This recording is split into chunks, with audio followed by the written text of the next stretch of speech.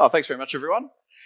Cool. So today I'd like to share with you a library I've been developing called Labtech. This is really something I've developed to scratch my own itch for managing lots of computational experiments, and I really think that you're going to find it useful as well.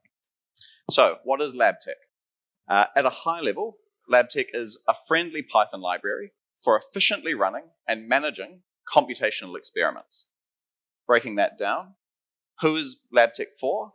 It's a friendly Python library, so it's for people who are not primarily software engineers, right? Python users like scientists who are busy doing other things and just want their code to be as simple as possible. Why does Labtech exist? It's so that you can work more efficiently. And what does Labtech work on? It works on computational experiments. Now, what counts as an experiment from Labtech's point of view? Typical examples would be things like running an expensive computational simulation or training a machine learning model.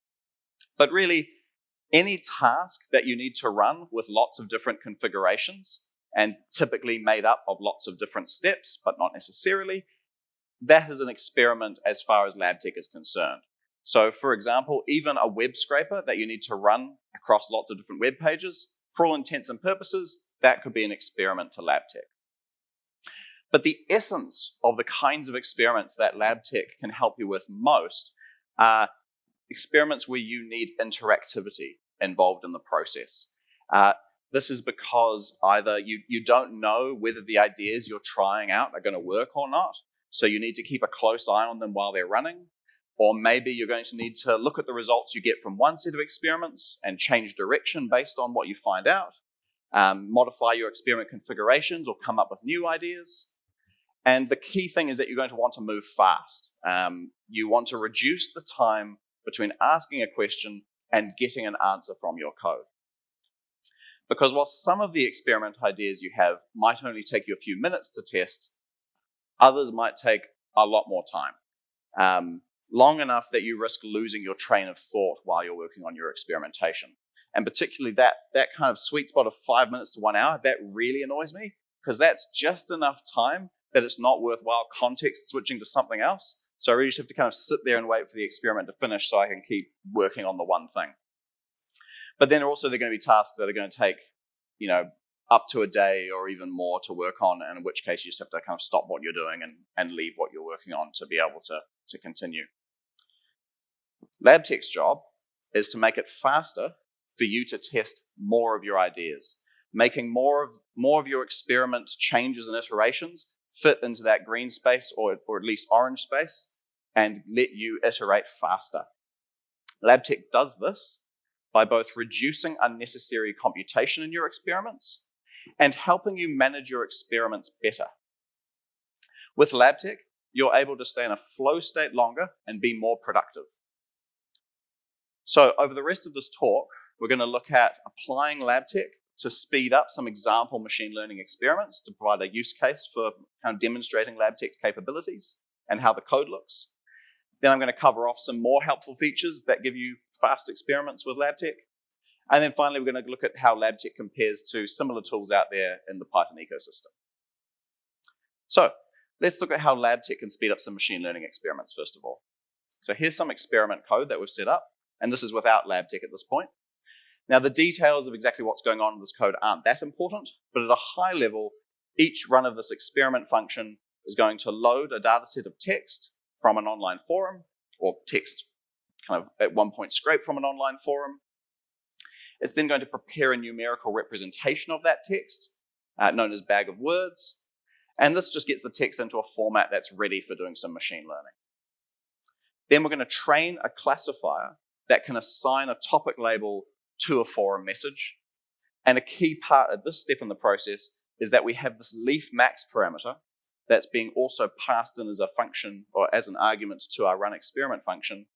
And that leaf max is effectively a parameter controlling how that classifier is going to be trained. That's a parameter to our experiment. Finally, after training that classifier, we're going to want to evaluate the accuracy of that classifier to actually get our result of, what is the result of this experiment? How well did our classifier perform?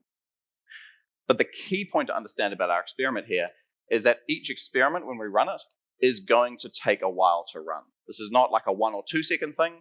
this is probably going to be more like a 30-second to 1 minute thing, or maybe even longer. So while you're running experiment permutations with varied parameters, you're very quickly going to notice your first speed impediment. And that is that running lots of experiments one after another in a for loop like this is going to take a very, very long time. Labtech makes it really easy for us to run lots of experiments at the same time, or at least as many experiments as our computer can handle. How do we do this with Labtech? It's actually surprisingly simple. What we do is we define a task class for our experiment, and all that needs is a run method that will actually execute the experiment. In this case, we can actually just call that run experiment function we defined earlier. The other key thing to notice here is that similar to data classes, if you're familiar with those, we have this leaf max defined as an attribute of the class to act as a parameter of this experiment. Effectively, a variable that when changed will change the output of what the experiment should produce.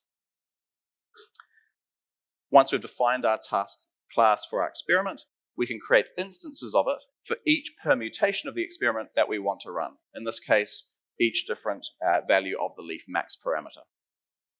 And then we just need to instruct Labtech to run all those experiments for us.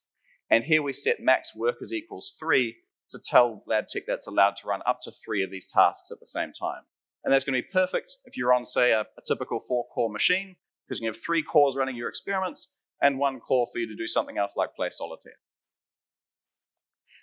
When we run these experiments, Labtech is going to, well, it's a little bit small there, but the key thing is that you get this lovely big progress bar telling you how many of the tasks have been completed.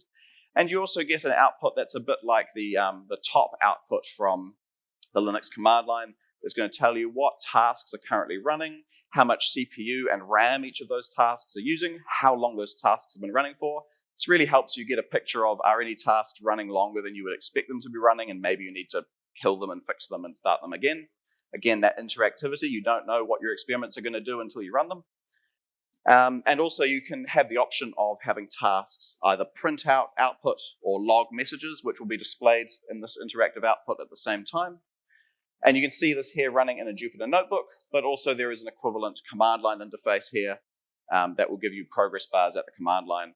In fact, just to plug quickly, if you want to do progress bars like this yourself in Jupyter and command line, if you haven't looked at the TQDM library, highly recommend it. It's very nice for that kind of thing. Cool. So now that you have your experiments running in parallel, the next slowdown that you might notice is how some of your computation in your experiments is going to get repeated.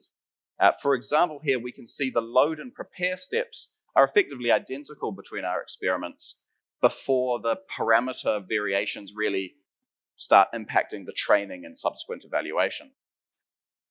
What we'd really like to have is a single task to prepare our bag of words data once, and then have multiple classification tasks that all share that one result.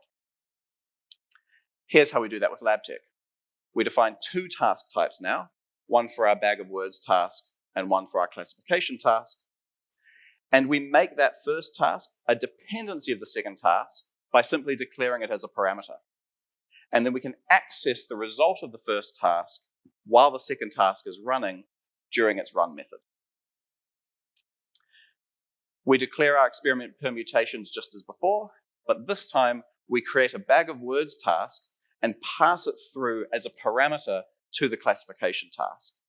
Notice here even, we're actually technically in this for loop or this list comprehension creating multiple bag of words tasks, task instance objects, but Labtech is smart enough to know that they are the same experiment or the same task because they have the same parameter configuration, or in this case, they don't have any parameter configuration at all. And when we run the experiments in this case, we'll get multiple progress bars showing us the progress of each type of task that we've set up to run. So now that we have our tasks sharing dependencies and running in parallel, the final slowdown we're going to look at is all the time you can spend rerunning tasks that you've already run sometime in the past.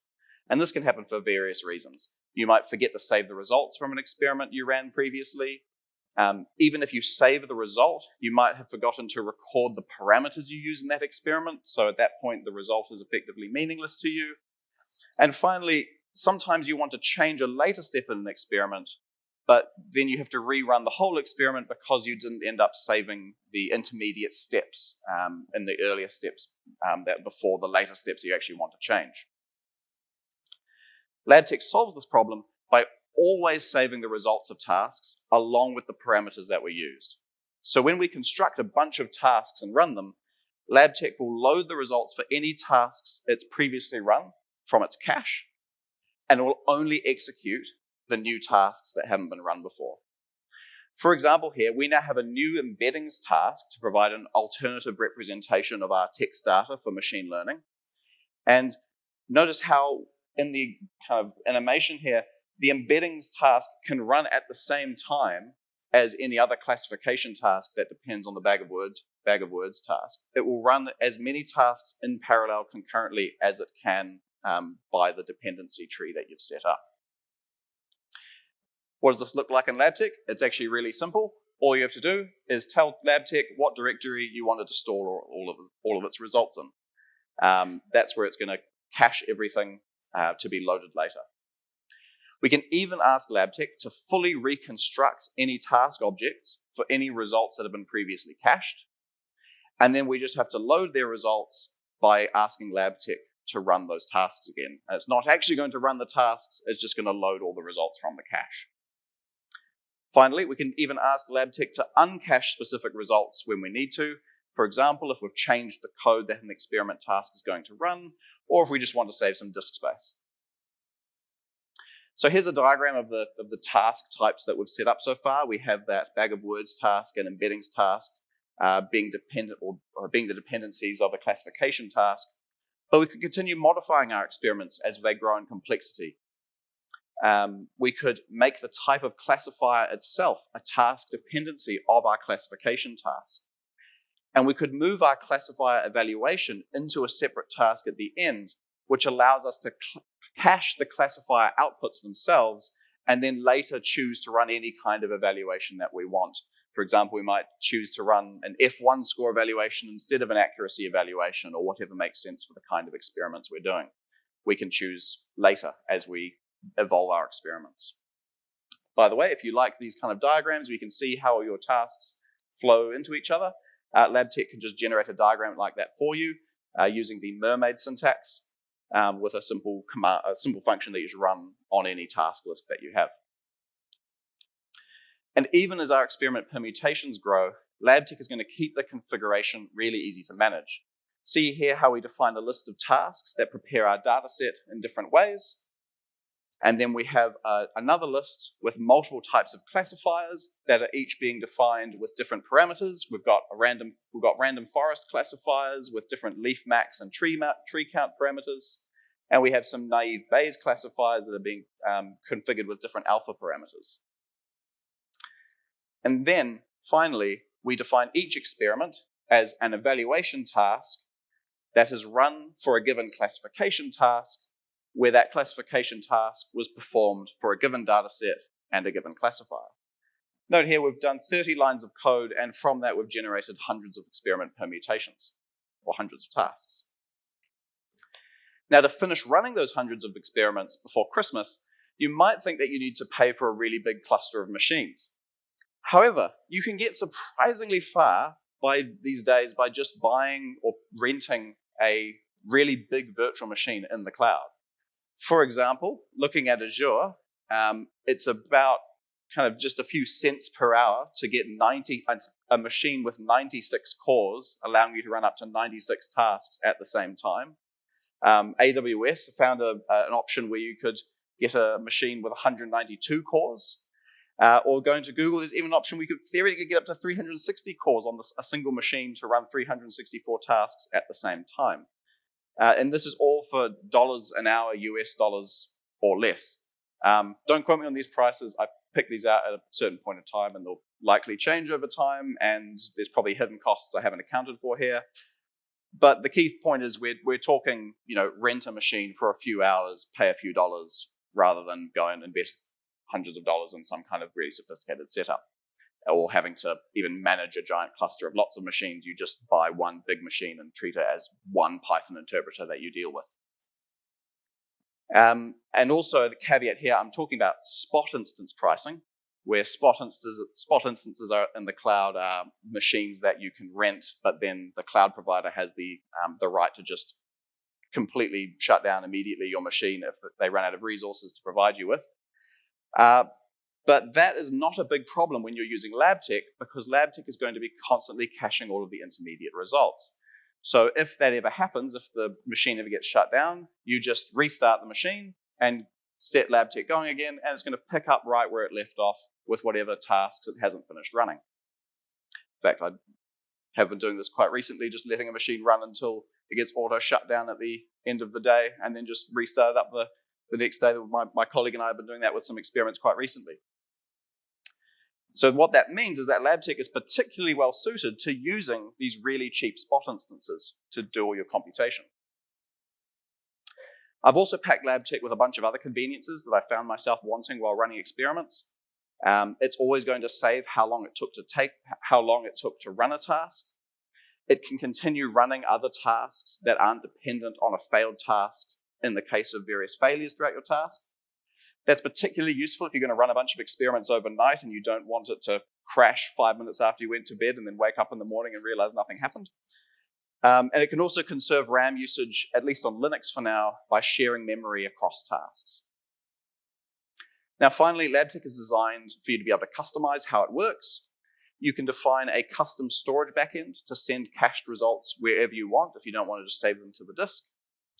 And while it defaults to saving results with Python's built-in pickle format, you can define a custom cache type that's going to change the format of the result caching that goes on.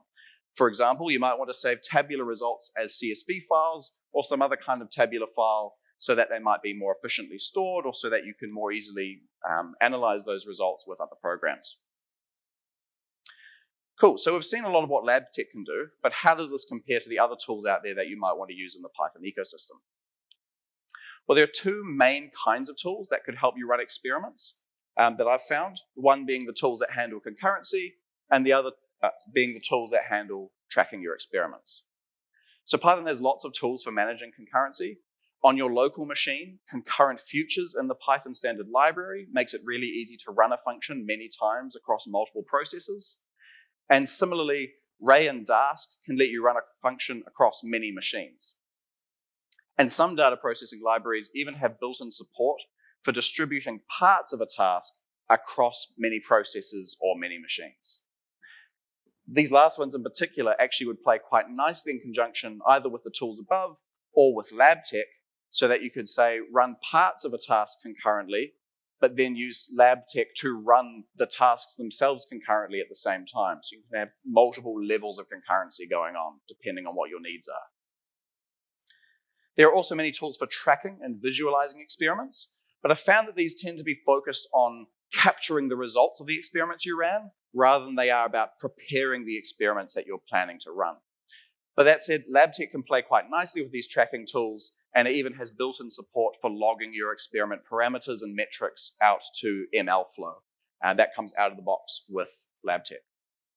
However, none of the tools here are providing a complete solution for managing your experiments, and that's where I'd class Labtech as something in the middle that is really an experiment management tool supporting both concurrency and experiment tracking. Now, there are quite a few other experiment tracking or experiment management tools out there. I've tried to represent all the major ones here in this table. And from my review of these tools, most of them do have good support for the 3 speedups that we went through earlier. But a lot of them require you to define a pipeline of experiment steps in a YAML configuration file, or some may even require you to set up a server to run and manage your experiments. Compare that to Labtech, that lets you get just up and running really fast with Python code, just defining a few classes and a few instances of those classes. Declaring experiment parameters and task objects inside Labtech also makes it easier to control exactly which experiments you want to run at any given time. And finally, declaring task dependencies as parameters in code gives you more flexibility to construct dynamic pipelines, like pipelines with optional steps. I could definitely imagine using a tool like Pluma or DVC for running a regularly scheduled data pipeline, but I definitely prefer Labtech for dynamic and interactive experimentation. So looking ahead, there's a few things that I'd like to add to Labtech in the near future. The first being improved memory sharing, especially looking at what's possible beyond Linux. More options for concurrency. I want to look at being able to do distributed concurrency across multiple machines when necessary, probably leveraging Ray or Dask for that. Looking at multi-interpreter concurrency when that gets better support within Python. And also, along the way, making it possible for anyone to come along and define their own concurrency backend if they have a different way that they want to be able to distribute and manage tasks being run at the same time. But overall, the goal is to help users experiment faster. So I'm really keen to hear from you if there's anything that you'd want to see in Labtech that would help you run your experiments and manage your experiments more efficiently. So that wraps up the talk. Thanks very much for listening. If you'd like what you've seen, give Labtech a go. It's just a pip install away, or give it a star on GitHub. And I'd really love to get your feedback on this tool and the approach it's taken. If you think Labtech might be a good fit for your problem as well, feel free to get in touch with me. I'd really like to help you out, showing you how Labtech could be used with your experimentation code. So thanks very much, everyone, and I'd be happy to take any questions you have.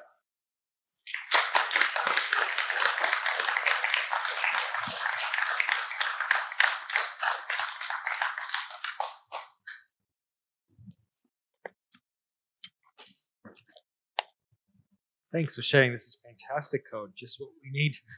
So I love your example of busting out into cloud and finding one gigantic instance. But so for people who can't use cloud for whatever reason, what would I have to do to get this running on a cluster locally? Excellent question. So how could you get this running on a cluster locally? The answer is right this minute. Because Labtech just runs on a single machine doing multi-processing, it won't do a cluster of machines, but I have a branch that I'm currently working on moving towards using Ray or Dask. But again, also just interested to, and so in that case, I would suggest the eventual plan would be for you to spin up Ray or Dask agents on that cluster of machines to let Labtech distribute to them. But also keen to have a discussion if there's any other way you'd want to see that working. Definitely, I'll come chat. Thank you. Thanks very much.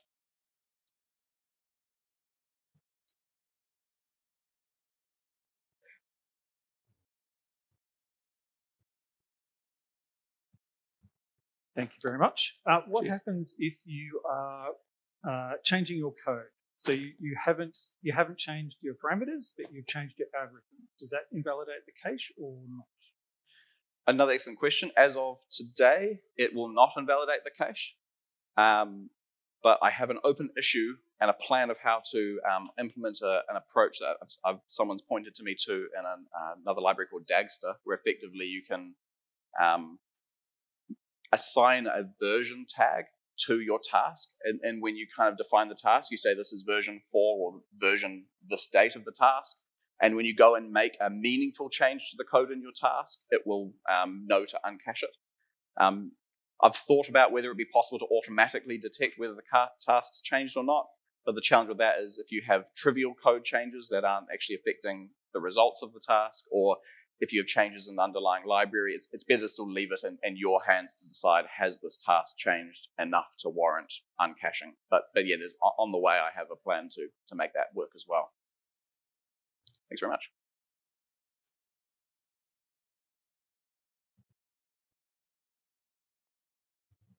On your roadmap, when you mentioned multi-interpreter, was that really another way of referring to not being required to have it on a single machine? Is that what multi-interpreter means in that sense? That's referring to the active work that's going on within Python core, where at the moment you have multi-threading and multi-processing. But as I understand it, my understanding is a little bit weak on it at the moment, but multi-interpreter is a way of kind of is an approach to doing within one machine multiple processes running at the same time, kind of in a more lightweight way than multiple processes. Okay. And I think, but that's kind of, there's still work going on in Python core to make that more accessible from the Python API layer.